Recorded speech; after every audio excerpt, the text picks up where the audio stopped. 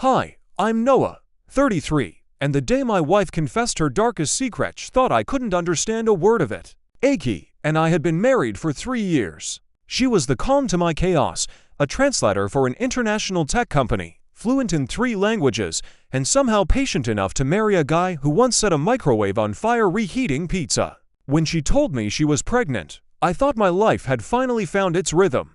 We'd been trying for months, and when that little blue line appeared, we cried in each other's arms. It was the kind of moment you don't think can be poisoned. The pregnancy brought her mother, Keiko, back into our lives. They hadn't spoken in nearly a decade, after some dramatic falling out over money and a failed engagement. I'd never met her before, only heard stories that sounded like family folklore: the overbearing mother, the impossible expectations, the guilt-tripping queen of Kyoto. But when Keiko arrived, suitcase in hand and perfume strong enough to knock out a small animal, she seemed warm if not a bit formal. "Konnichiwa," she said brightly, bowing slightly. "Hey," I replied awkwardly, waving like a tourist. See, I'd spent my entire teenage life neck-deep in anime and manga. I'd learned Japanese through subtitles, soundtracks, and obsessive Google searches. But I'd never told Aki. I thought she'd find it cringe. So I played dumb, pretending I could only say things like arigato and ramen. Biggest mistake of my life. Keiko and Aki slipped easily into Japanese, and I let them smiling, nodding, acting like a clueless husband. Aki's white American stepdad, Robert, was there too, hammering pieces of a crib together in our living room. I joined him, screwdriver in hand, feeling proud that we were building something real, something solid.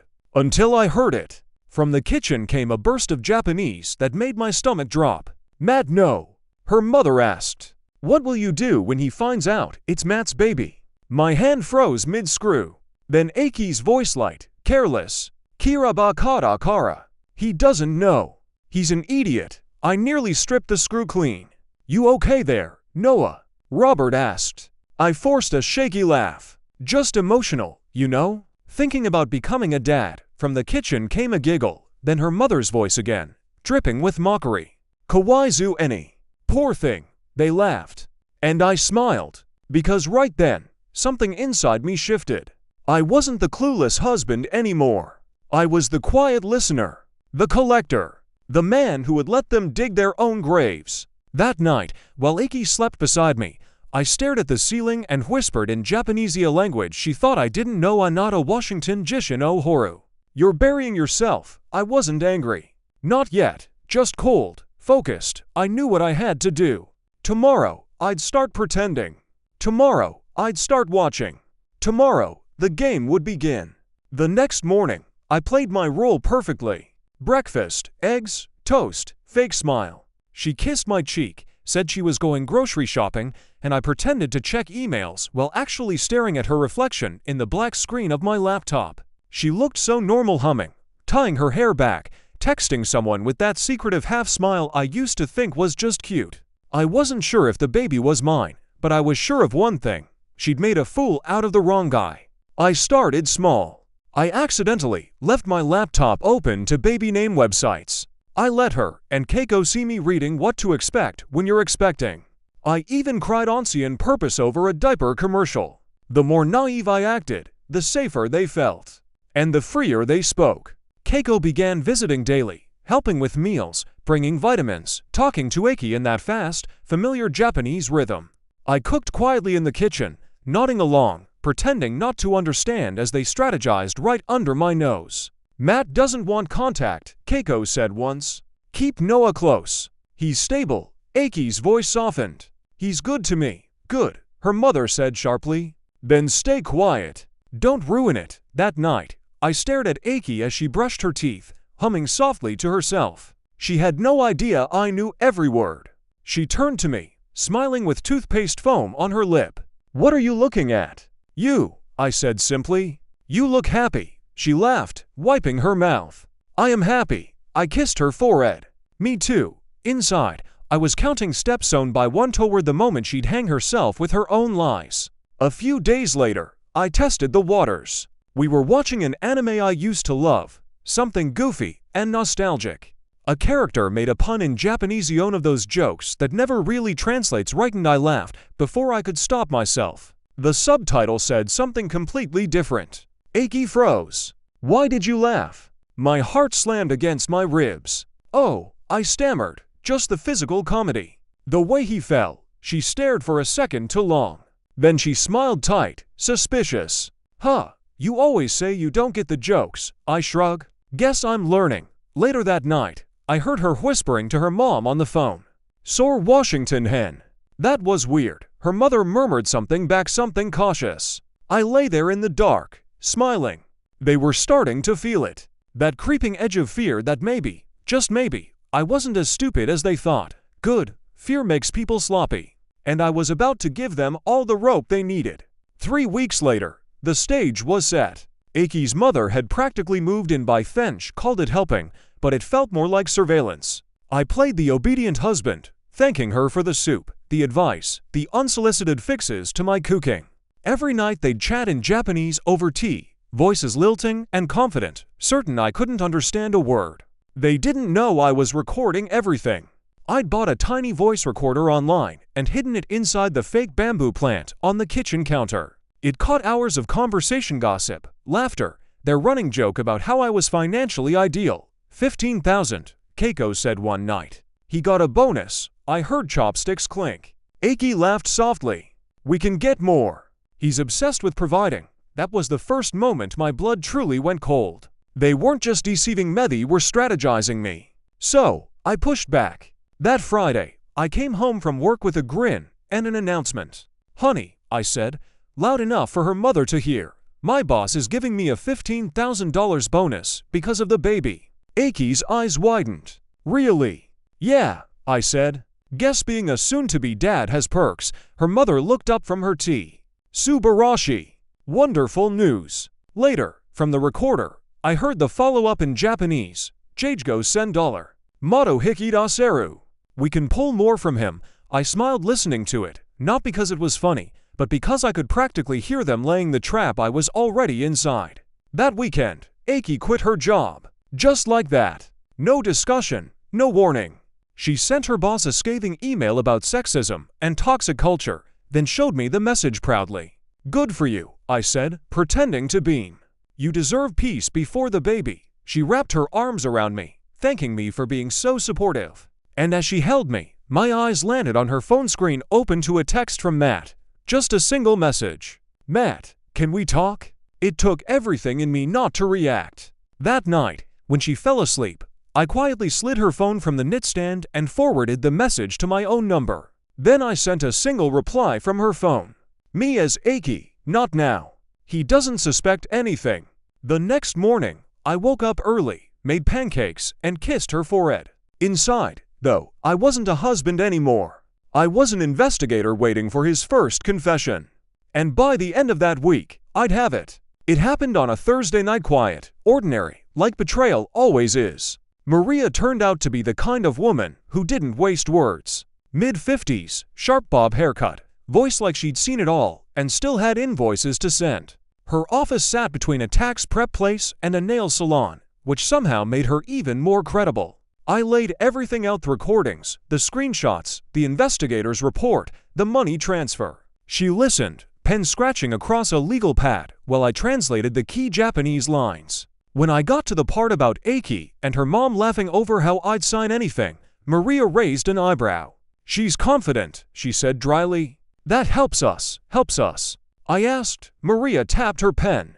Because confident people don't cover their tracks. We'll follow the money, the messages, the timeline. You gather, I build. But she leaned forward. You stay quiet. Do not confront her. Not yet. I nodded, jaw tight. So I just play along. Exactly, she said. You're not a husband right now. You're a case file. I left her office feeling like I'd just enlisted in a war one couldn't tell anyone about. That night, Aki was on the couch watching TV, her belly rounding out beneath her sweater. She patted the spot beside her. Come feel. He's kicking again. I sat down. My hand brushed her stomach, and I forced a smile that felt like holding a mask in place. The baby moved a flutter, a reminder of the part of this I couldn't hate, no matter how badly I wanted to. Aki leaned her head on my shoulder. I can't wait for you to meet him. I looked straight ahead at the TV and said softly, me neither. Inside, my mind was cataloging tone, timing, possible witnesses.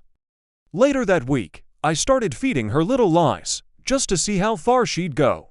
I mentioned getting a second job after the baby, said I wanted to make sure we could afford the best. Her eyes lit up too quickly.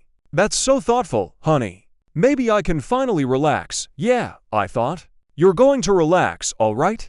Then came the perfect opportunity, a mandatory work trip. I told her I'd be gone for 3 days next month. Total fiction. In reality, I'd be 15 minutes away, holed up in a cheap hotel, watching our house through the new security system I'd installed that week. Cameras, audio, the whole thing synced to my phone. When I showed her the app, she actually thanked me. You always think ahead, she said, hugging me. If only she knew how far ahead I was thinking. In 2 weeks, she'd bring Jason over. I'd already seen the messages hinting at it. And this time, I wouldn't need subtitles to understand a single word. Aki was in the kitchen, humming while chopping vegetables. Her mom was on speakerphone, giving unsolicited instructions from across town. I sat on the couch pretending to scroll through baby furniture online, my laptop angled just enough to hide the voice recorder's live feed.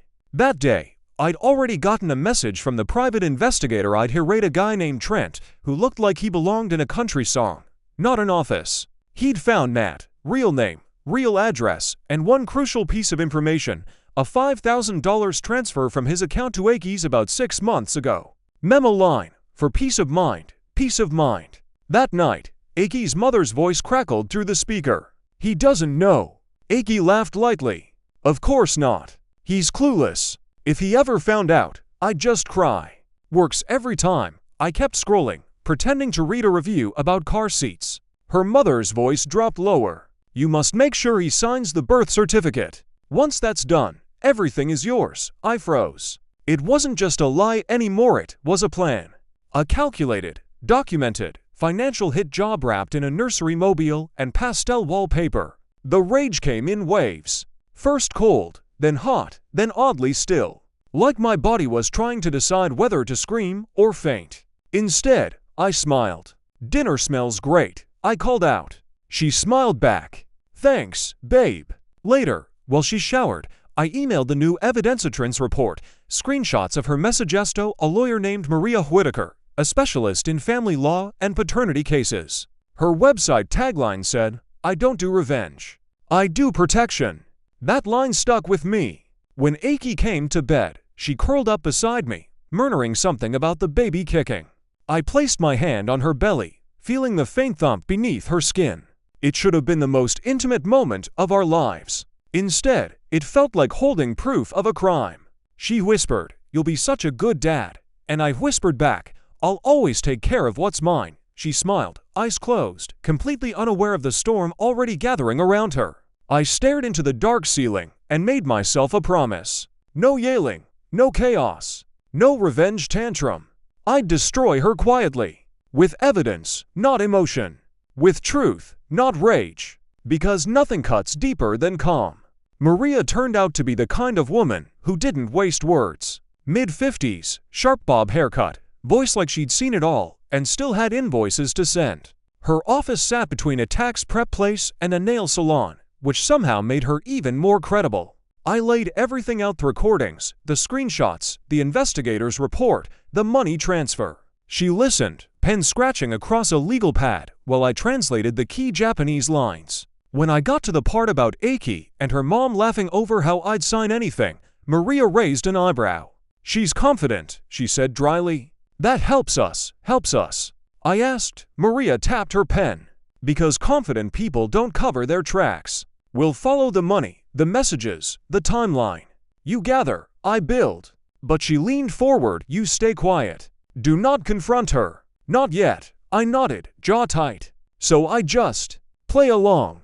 Exactly, she said. You're not a husband right now. You're a case file. I left her office feeling like I'd just enlisted in a war one couldn't tell anyone about. That night, Aki was on the couch watching TV, her belly rounding out beneath her sweater. She patted the spot beside her. Come feel. He's kicking again. I sat down. My hand brushed her stomach, and I forced a smile that felt like holding a mask in place. The baby moved a flutter, a reminder of the part of this I couldn't hate, no matter how badly I wanted to. Aki leaned her head on my shoulder. I can't wait for you to meet him. I looked straight ahead at the TV and said softly, me neither. Inside, my mind was cataloging tone, timing, possible witnesses. Later that week, I started feeding her little lies, just to see how far she'd go. I mentioned getting a second job after the baby, said I wanted to make sure we could afford the best. Her eyes lit up too quickly. That's so thoughtful, honey. Maybe I can finally relax. Yeah, I thought. You're going to relax, all right? Then came the perfect opportunity, a mandatory work trip. I told her I'd be gone for 3 days next month, total fiction.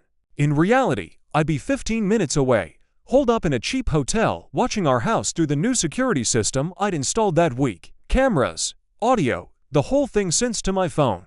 When I showed her the app, she actually thanked me. You always think ahead, she said, hugging me. If only she knew how far ahead I was thinking.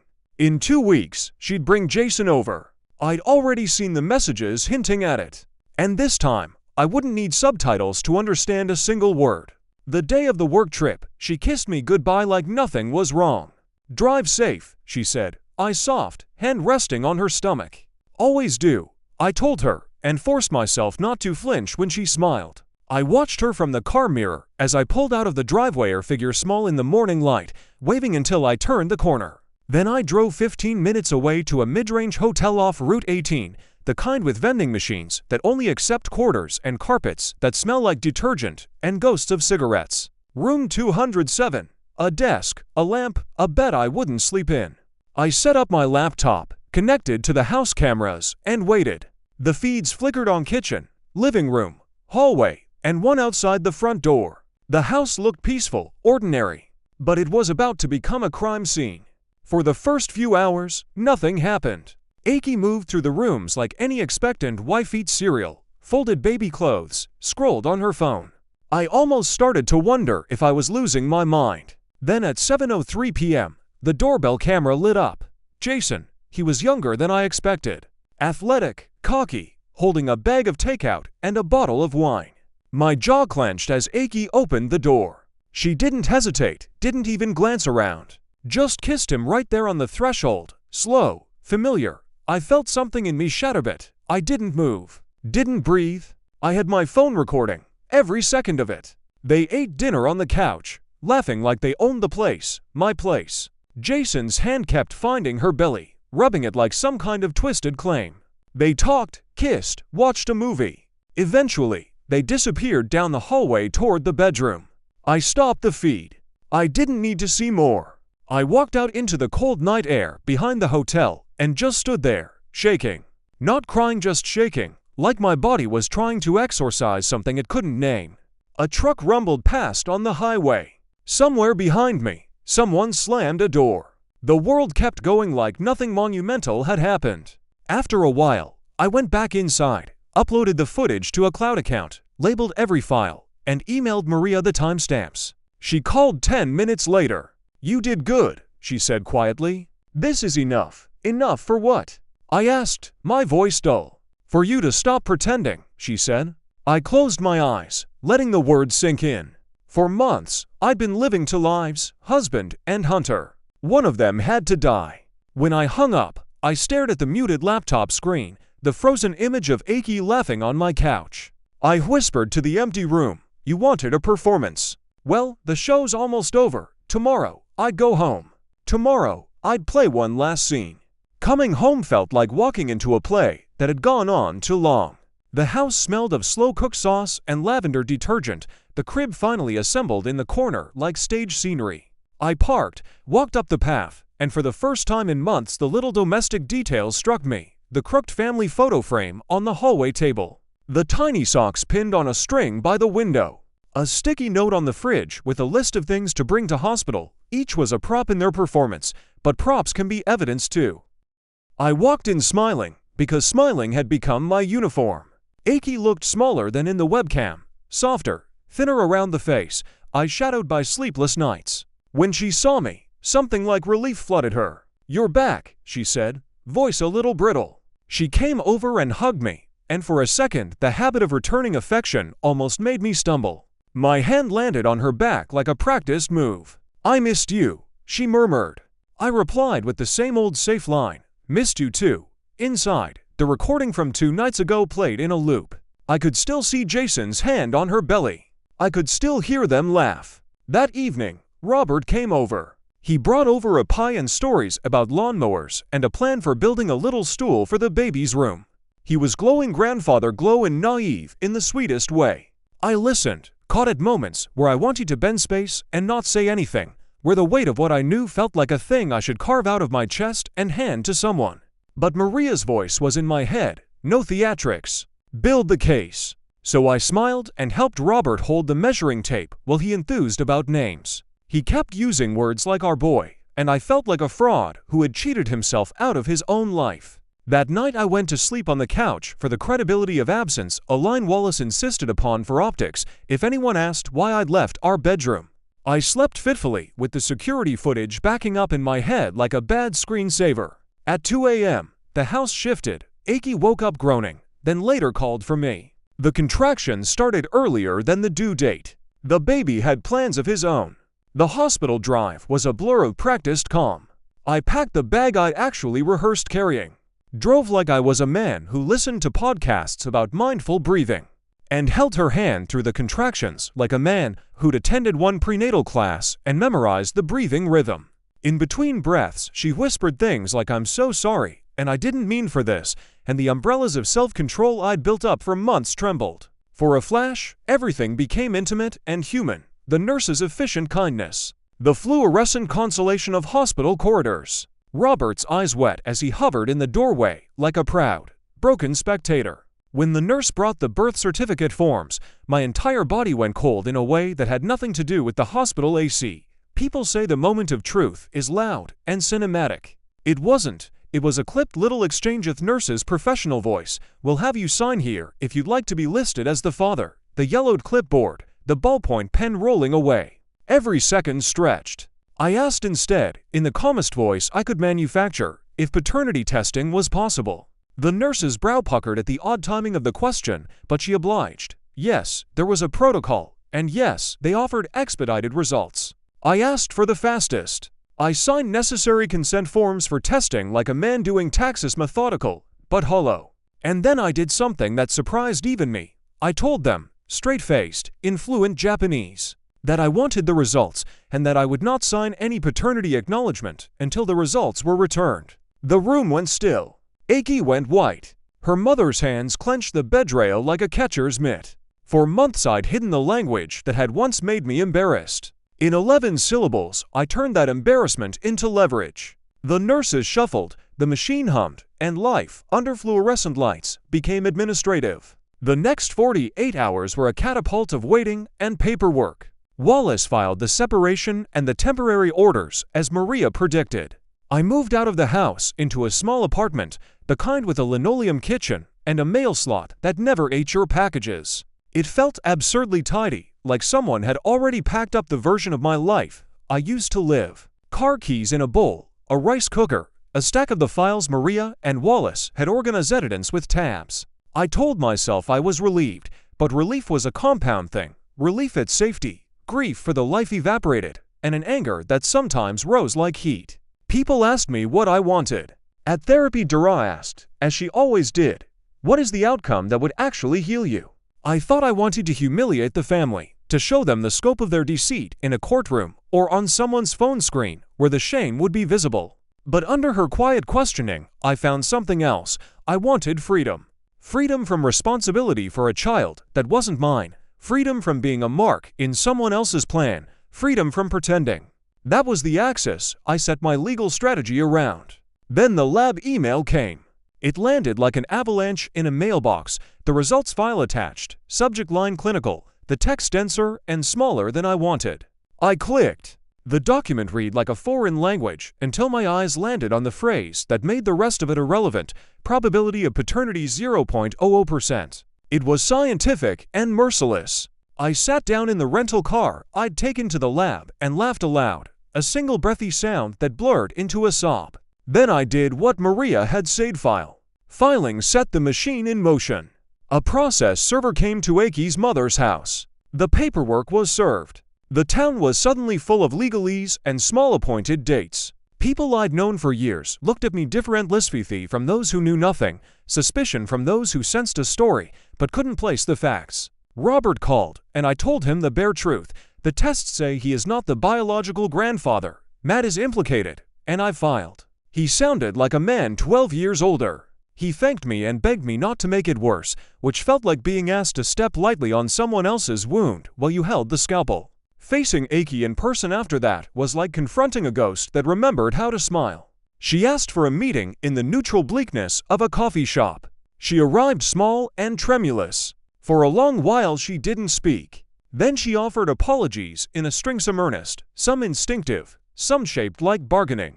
She claimed pressure, claimed fear, claimed 1,000 reasons that weren't reasons and a few that almost were. I let her talk until the cup was empty. When I spoke, it wasn't about vengeance. I explained calmly, too calmly, maybe that the legal train was moving forward, that I'd requested paternity testing, that I would not sign anything, and that I'd protect my financial future. I laid out the practical things, separation dates, what would happen if she contested, and that I'd provided Matt with notice. It felt clinical, like closing a contract. I left without slamming chairs or making a scene. The coffee cooled.